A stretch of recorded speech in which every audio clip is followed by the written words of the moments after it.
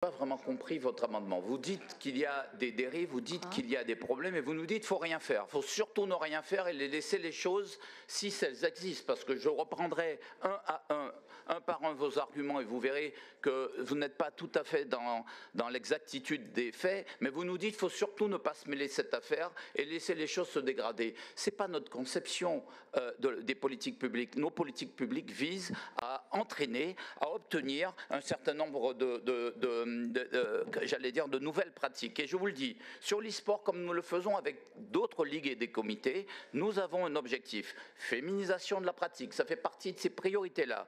Lutte contre la sédentarité et l'isolement, lutte contre les addictions, les questions de santé physique et psychologique font partie de ce cadre et des objectifs que nous mettons en place. Nous voulons inciter les acteurs à s'engager sur des actions qui favorisent le développement de la pratique féminine, à l'image des objectifs que nous avons fixés à toutes nos ligues et des comités.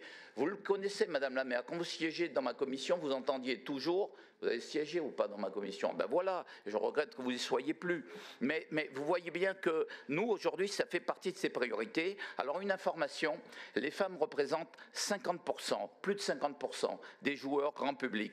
Le problème, c'est qu'elles ne se retrouvent pas dans le haut niveau de la discipline, c'est 3%. Donc nous, l'encadrement de la pratique, eh bien, la structuration et l'encadrement de cette pratique va permettre de favoriser l'éclosion d'une génération de femmes qui ont besoin de trouver leur place dans le haut niveau. Voilà, ça c'est un objectif que nous voulons faire pousser. Deuxièmement, lorsque nous voulons accompagner le développement des clubs e-sport, eh bien, nous voulons le faire encadrer par des animateurs formés pour favoriser une pratique responsable et proposer des lieux de socialisation, de communication et de collaboration entre joueurs. Et je vais vous donner un élément.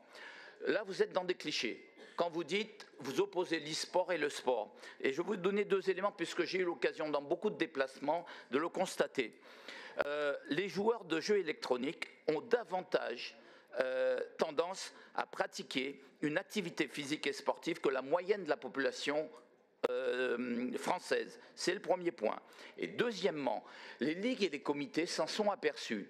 Et aujourd'hui, beaucoup d'animations mêlent des initiations au sport traditionnel et des immersions dans l'univers de l'e-sport en Île-de-France. C'est le cas à Boulogne, c'est le cas à Grigny. En fait, les Exa Games deviennent une nouvelle forme de divertissement qui allie jeux vidéo, exercice physique. D'ailleurs, Madame la Présidente, quand nous étions à Vers pour la journée olympique, vous voyez, la SOP, la semaine olympique, quand nous avons fait ce grand arrondi, moi j'ai regretté que nos élus de gauche n'aient pas eu envie de venir voir ce que nous faisions, parce que vous auriez vu des démonstrations de e-sport couplées par des disciplines traditionnelles, couplées à des pratiques sportives par des disciplines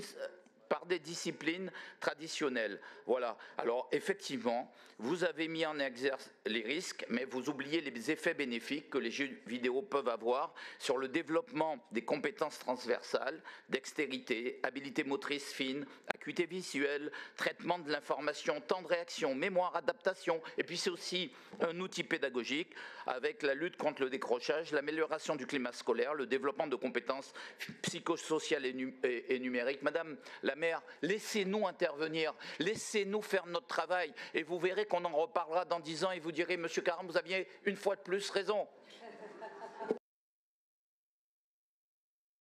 Voilà. Qui est contre?